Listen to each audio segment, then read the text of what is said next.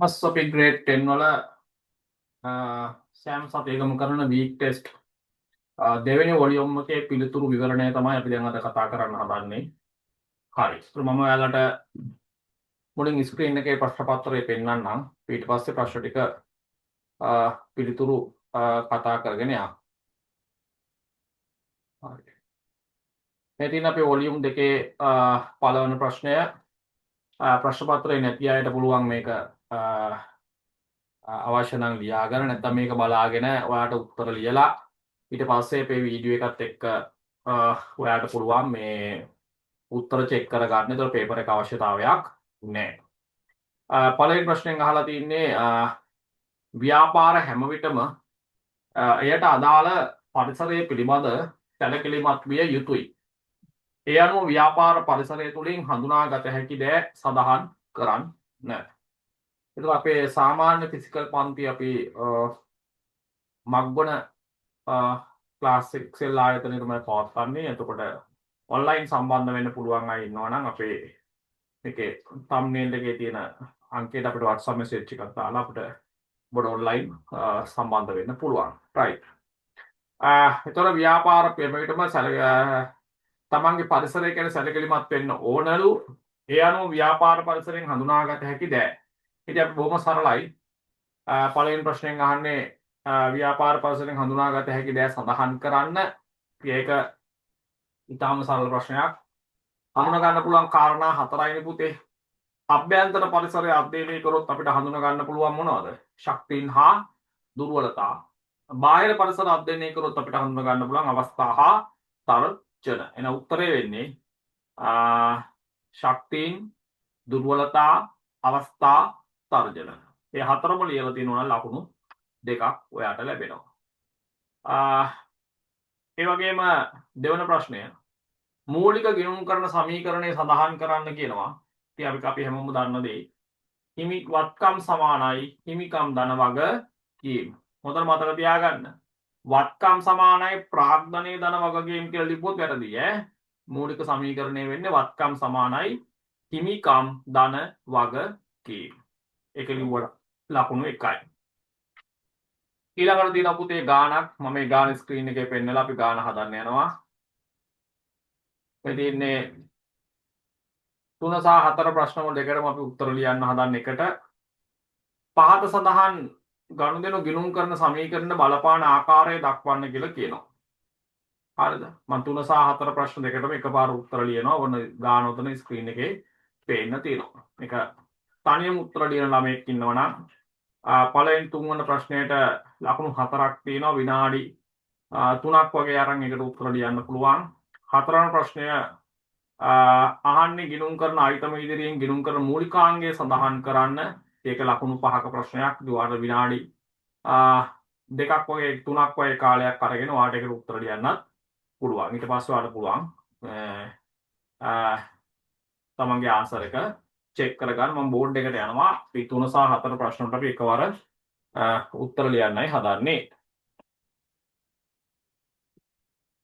උත්තර ගිණුම් මූලික ගිණුම් කරන සමීකරණ බලපාන ආකාරයන් අපි සමීකරණය ලියනවා. අංක 3 වත්කම් සමාන වෙනවා හිමිකම් ධන වගකීම්. මොකට අපි දාන්නයි හදන්නේ. 1 අයිතිකරු ප්‍රාග්ධනය යොදනවල පුතා ලක්ෂ 2ක් තිය අයිතිකරුට කියන්නේ හිමිකම්නේ. එහෙනම් හිමිකම වැඩි වෙනවා ලක්ෂ 2ක්. ප්‍රාග්ධනය ව්‍යාපාරයේ දුකම් ව්‍යාපාරයේ වත්කම් වැඩි වෙනවා ලක්ෂ 2ක්. මුදල් 2. බැංකු ණයක් ගන්නවා ලක්ෂයක්. බැංකු ණය ගන්නේ බාහිරින්. බැංකු ණය කියන්නේ වගකීමක්. එන අපේ වගකීම් වැඩි වෙනවා ලක්ෂයක්. බැංකු ණය මේ සමීකරණ දානකොට හොඳට මතක තියාගන්න. ඔයාලා විස්තර කරන්න පුරුදු වෙන්න ඕන. හොඳේ. විස්තරේ නැතුව උත්තර ලියන්නේ නැහැ. ව්‍යාපාර දාපු ගමන් ව්‍යාපාරයේ මුදල් වත්කම ලක්ෂයකින් වැඩි වෙනවා. අංක 3 භාණ්ඩ ණයට ගත්ත 50000යි ණයට ගන්නේ කරනකොට ඇති වෙන්නේ ණය හිමියා වගකීමක් 50000කින් අපේ වගකීම් වැඩි වෙනවා. භාණ්ඩ ණයට ගන්න භාණ්ඩ කියන්නේ අපේ ව්‍යාපාරයේ තොග කියන්නේ වත්කමක් වැඩි වෙනවා 50000කින් තොග. අපි භාණ්ඩ කියලා ලියන්නේ අපි ලියන්නේ තොග කියලා තමයි සාමාන්‍යයෙන් අපි ලියන්නේ. අංක 4 භාණ්ඩ අත්පිට ගත්තා කියනවා. ගත්ත ගමන් ව්‍යාපාරේ ලාච්චුවේ තියෙන මුදල් 30000ක් අඩු වෙනවා. ව්‍යාපාරයේ තොග කියන වත්කම 30000ක් වැඩි වෙනවා. මේ එකකට ලකුණු එක ගානේ තමයි පුතේ ලකුණු 4 වෙන් වෙන්නේ. තේරුණාද? අංක ගනුදෙනු 4යි එකකට ලකුණු එක ගානේ ලකුණු 4ක් වෙන් වෙනවා. right. එහෙනම් අපි යමු අපේ 4 වන ප්‍රශ්නයට. අපේ 4 වන ප්‍රශ්නය අහන්නේ පහත සඳහන් ගිණුම් කරන අයිටම ඉදිරියෙන් ගිණුම් කරන මූලිකාංගය සඳහන් කරන්න. එහෙනම් උත්තර ලියපු අයට පුළුවන් ආන්සර් එක චෙක් කරගන්න. වැරදි තියෙනට අඩුපාඩු හදා ගන්න පුළුවන්. ප්‍රමිලක්කම් 1 විකුණුම් ඇවිල්ලා ආදායමක්. පුතේ ගිණුම් කරන මූලිකාංගය කියන්නේ වත්කමක්ද වගකීමක්ද හිමිකමක්ද කියලා තමයි මේ අහන්නේ. පැහැදිලිද? වත්කමක්ද වගකීමක්ද හිමිකමක්ද කියලා තමයි මේ නොකියා අහන්නේ. වත්කමක් වගකීමක් හිමිකමක් ආදායමක් වියදමක් තමයි අපි උත්තර ලියන්න ඕන. ඔය ගොඩවල් පහෙන් කොහෙටද වැටෙන්නේ කියන එක තමයි මෙතනින් වාගෙන් බලාපොරොත්තු වෙන්නේ. එහෙනම් රොමිලක්ක 1 විකුණුම් කියන්නේ පුතේ ආදායමක්. 2 ගැනුම් වියදමක්. ඉඩම් වත්කමක්. ප්‍රාග්ධනය හිමිකමක්.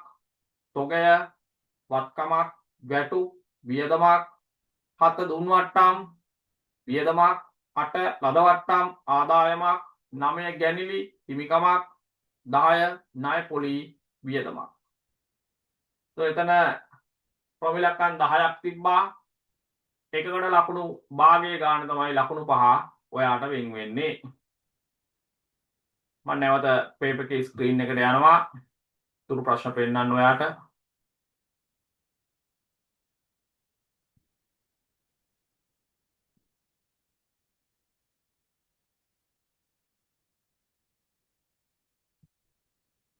පහ. ලොව බහුලව පවතින ව්‍යාපාර සංවිධාන වන කේවල ස්වාමී හා හවුල් ව්‍යාපාර අතර ඔබ දකින වෙනස්කම් දක්වන්න.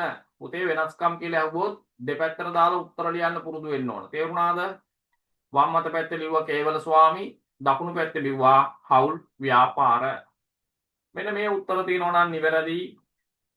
කේවල ස්වාමී ව්‍යාපාර තනිව ප්‍රාග්ධනයේ සපයයි. හවුල් ව්‍යාපාර පැත්තේ හවුල්කරුවන් විසින් ප්‍රාග්ධනයේ සපයයි. කේවල ස්වාමී පැත්තේ තනිව ප්‍රාග්ධනයේ සපයයි. හවුල් ව්‍යාපාර පැත්තේ හවුල්කරුවන් විසින් ප්‍රාග්ධනයේ සපයක වෙනස්කමක්. ඊළඟ වෙනස්කම කේවල ස්වාමී වල ලාභ තනිව භුක්ති විඳී. හවුල් ව්‍යාපාර වල ලාභ බෙදී යයි.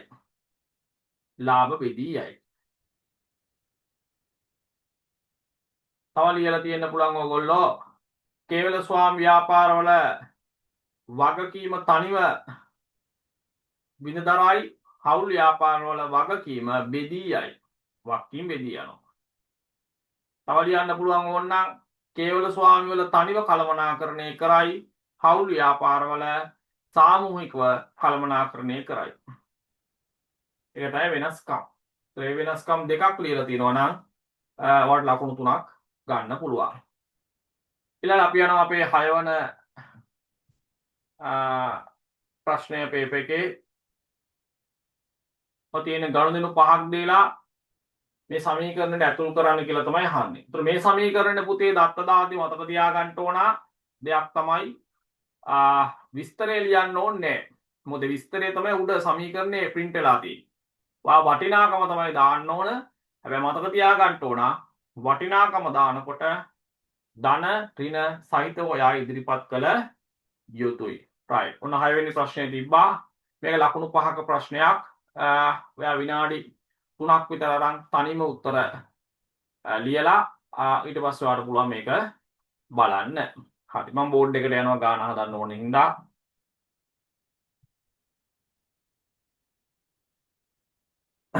ඒතර අපිට දීලා තියෙනවා මෙතනදී දීලා සමීකරණයක් පේපර් එකේ දුන්නොත් මතක තියාගන්න ඒ සම්පූර්ණම දෙන සමීකරණය ඔයා ඒ විදිහටම ලියා ගන්න. පද මාරු කරන්න බෑ. 6 තොග ණය ගැති මුදල් බැංකු ණය හිමිකම්. ඔයා දෙන සමීකරණයක් දුන්නොත් ඒක ඒ විදිහටම ලියා ගන්න ඕන. හොඳේ? right. දැන් බලමු. 1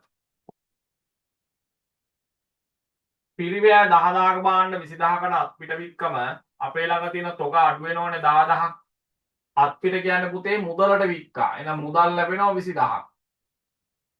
දැන් ලාභයි 10000ක්.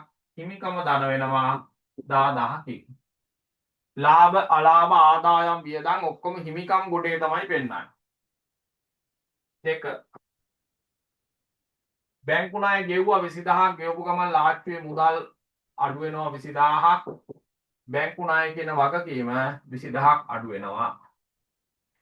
3 අයිතිකරුගේ මුදල් ගැනලි 5000යි. එහෙනම් මුදල් කියන වත්කම වැඩි වෙනවා 5000 අඩු වෙනවා 5000ක් ගන්නකොට මුදල් අඩු වෙනවා. අයිතිකරු ගත්තේ පුතේ නම් අයිතිකරුගේ හිමිකම අඩු වෙනවා. දානකොට වැඩි වෙනවා ගන්නකොට අඩු වෙනවා.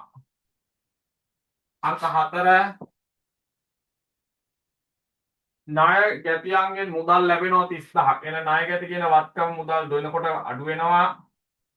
ලාභයට ලැබෙන නිසා මුදල් වත්කම වැඩි වෙනවා 35000ක්. 5 විදුලි ගාස්තු 6000ක් ගෙවනකොට මුදල් වත්කම 6000ක් අඩු වෙනවා. විදුලිය කියන්නේ වියදමක්. එන හිමිකම අඩු වෙනවා 6000ක්.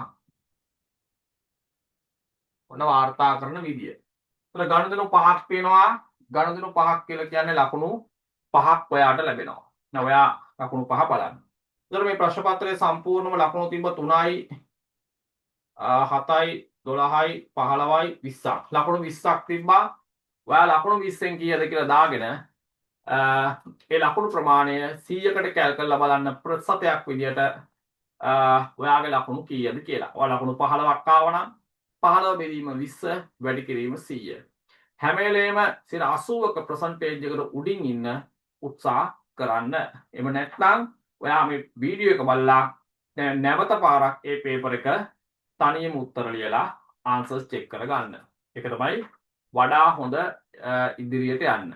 පාඩම් කරනවා කියන්නේ ඒකයි. ටියුට් පෙරලා පාඩම් කරන එක නෙමෙයි ප්‍රශ්න පත්‍රයකට උත්තර ලියන්න පුරුදු වෙන්න.